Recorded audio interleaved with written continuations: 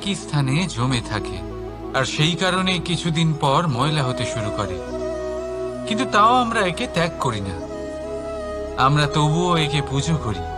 শুধুমাত্র এই কারণে নয় যে অতীতে সে আমাদের তৃষ্ণা মিটিয়েছে, কিন্তু এই কারণেও যে যদিও বা সে ভবিষ্যতে আমাদের তৃষ্ণা না মেটায়, কিন্তু প্রয়োজন হলে আগুন অবশ্যই নেভাতে পারে।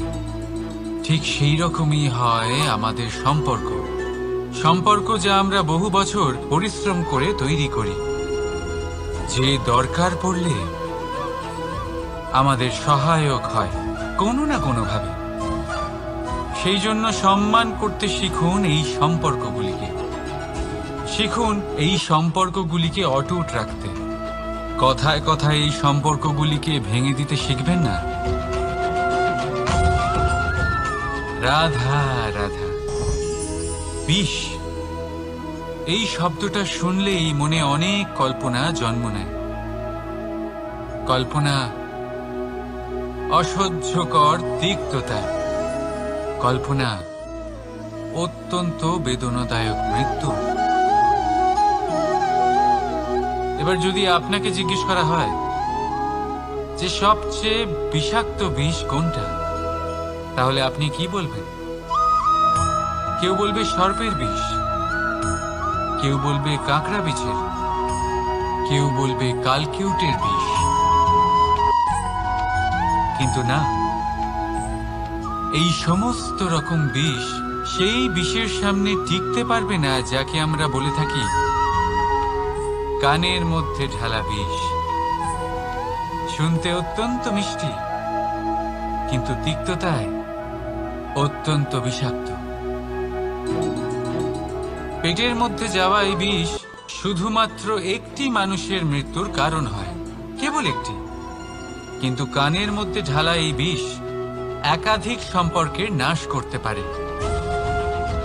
আর এটাতে সেই ব্যক্তির ভুল নেই যে আপনার কানে বিষ ভরেছে, আপনি তাকে দোষ দিতে পারেন না। এখানে দোষ আপনার নিজের, যে এই বিষকে আপনি নিজের উপরে প্রভাব ফেলতে দিয়েছেন, এই বিষকে সুযোগ দিয়েছেন আপনার ক্ষতি করতে। এটা আপনার ভুল। সেই জন্য কুমন্ত্রণায় কখনো কান দেবেন। আপনার মনে ভালোবাসার দৃঢ়তা জাগিয়ে তুলুন আর নষ্ট করে দিন এই সংসারের সমস্ত বিষের প্রভাব। রাধা রাধা। জীবন, আমাদের এই জীবন সুখ আর দুঃখ, এই দুইয়ের মিশ্রণ। এদের সংমিশ্রণই জীবনের ভারসাম্য বজায় রাখে। এখন এই সুখ, সুখ এমন এক বস্তু যাকে সবাই খুঁজে চলেছে। দুঃখ এমন এক অনুভূতি যা সবার কাছে আছে। আমাদের প্রত্যেকের জীবনে সুখ আর দুঃখ আসতে থাকবে আর যেতেও থাকবে। এটা অবশ্যই জীবনে থাকবে, কিন্তু সফলতা এটা সবার জীবনে আসে না। কেন? কারণ এই সফলতা সুখ আর দুঃখের দ্বারা প্রাপ্ত হয় না। সফলতা প্রাপ্ত হয় নিজের উপরে বিশ্বাস করতে থাকলে। আকাশের ওই সূর্যকে দেখুন, সূর্যের বিশ্বাস আছে নিজের উপর যে সে সমস্ত জগৎকে আলোকিত করতে পারবে, নিজের প্রথম রশ্মি দিয়ে অন্ধকারকে দূর করতে পারবে।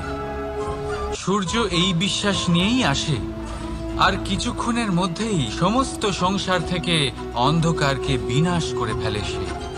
তাহলে মনে রাখবেন, এই সুখের আভাস, এই দুঃখের অনুভূতি আসতেও থাকবে আর যেতেও থাকবে। শুধু নিজের উপরে বিশ্বাস রাখুন, তারপর দেখবেন এই সফলতা আপনার দাস হয়ে থাকবে। রাধা রাধা। চাঁদ কত শ্রেয়, শুভ্র, কত সুন্দর। কিন্তু যদি আপনি মনোযোগ সহকারে দেখেন তাহলে দেখবেন এই চাঁদেও দাগ আছে। আর এই দাগগুলি থাকার কারণে কি এই চাঁদের মাহাত্ম্য কখনো কমে যায়? কখনো নয়।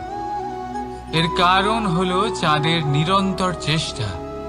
একবার এই আকাশে দেখুন, এই অন্ধকার সবসময় চেষ্টা করে চাঁদকে ঢেকে দেওয়া, কিন্তু এই চাঁদ সবসময় এই অন্ধকারের সাথে লড়াই করতে থাকে।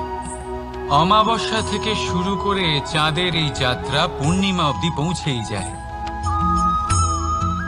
আর তাই এই চাঁদের পুজো করা হয়। এই কারণে এই চাঁদকে মাহাত্ম্য দেওয়া হয়।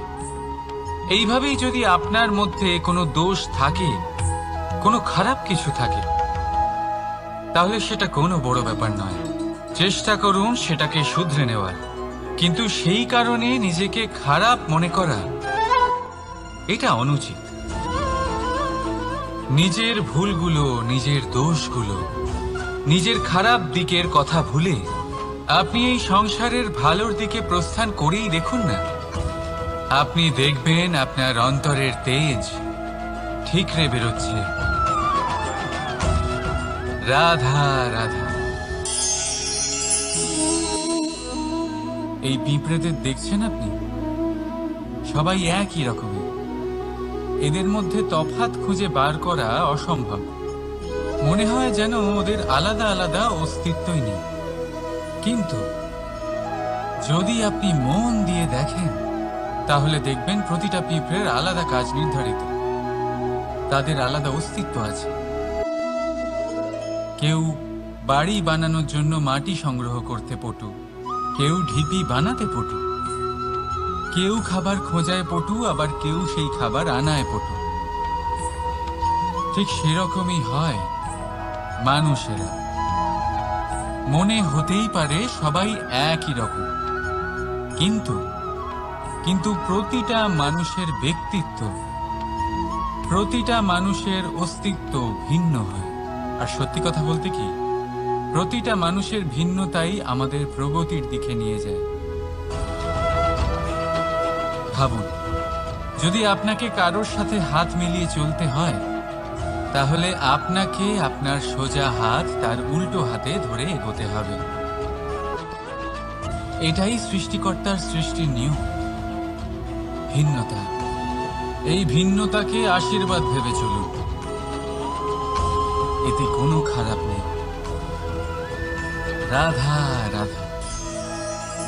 দাদা আমাকে বহুবার জিজ্ঞেস করেন যে, কানাই, তুমি রাধার সাথে এই সংসারকে প্রেম শেখাতে এসেছো, তাহলে কেন তুমি রাধাকে এত বিরক্ত করো?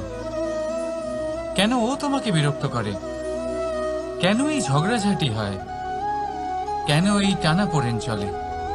এবার এটার উত্তর আমি কিছুটা এইভাবে দিতে চাই। পিঁপড়ে সেই বাড়িতেই প্রবেশ করে যেখানে মধু উপস্থিত আছে।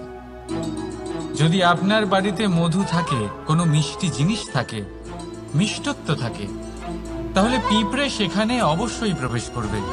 ঠিক এইরকমই হয় আমাদের সম্পর্ক। এর মধ্যে ছোটখাটো ঝগড়াঝাটি, টানাপোড়েন, রাগ করা, মন ভাঙানো, এই সব তো চলতেই থাকে। বিশেষ করে সেই সম্পর্কগুলিতে যেখানে মিষ্টত্ব আছে। মনে রাখবেন, যেই সম্পর্কে কোনো খুনসুটি নেই, রাগ করা, মান ভাঙানো নেই, কোনো ছোটখাটো ঝগড়াঝাটি নেই, সেই সম্পর্ক শুধুমাত্র মস্তিষ্ক দিয়ে পালন করা হচ্ছে, মন থেকে নয়। তাই মন থেকে ভালোবাসতে শিখুন। আর এই ছোটখাটো ঝগড়াঝাটির, এই অম্ল মধুর খুনসুটির আনন্দ উপভোগ করুন, কারণ এতেও ভালোবাসা আছে। রাধা রাধা। এই পুস্তক বড়ই কাজের জিনিস। কাহিনী হোক, কবিতা হোক, স্মৃতি হোক, এতে যাই লিখে দেবেন তা ভবিষ্যতের পুঁজি হয়ে যাবে। কিন্তু যদি কখনো এমন হয় যে এই পুস্তক ময়লা হয়ে যায়, বা যদি কোনো পাতায় আপনি ভুল করে কালি ফেলে দেন, বা কোনো বাক্য লিখতে গিয়ে আপনি ভুল করে ফেলেন, তাহলে আপনি কি করেন? সেই পুস্তক কি আপনি তুলে ফেলে দেন? না, তাই তো। শুধু একটা পাতা ছিঁড়ে ফেলেন, যাতে সেই পুস্তক সঠিক থাকে, সুন্দর হয়ে ওঠে। এই পুস্তকের মতোই হয় আমাদের সম্পর্ক। তার সেই এক পাতা, একটা ভুল। তাই যে কোনো সম্পর্কে যদি কারোর কোনো ভুল হয়ে গিয়ে থাকে, তাহলে সেই ভুলকে সম্পর্ক থেকে দূরে করা সঠিক হবে। সেই ভুলকে ভুলে যাওয়াই সঠিক হবে। সেই সম্পর্ক ভাঙা নয়, সেই সম্পর্ক সামলে রাখুন। কারণ ভুল তো সবার দ্বারা হয়। যদি এরকম করেন, তবেই জীবনরূপী পুস্তক আরো সুন্দর হয়ে উঠবে।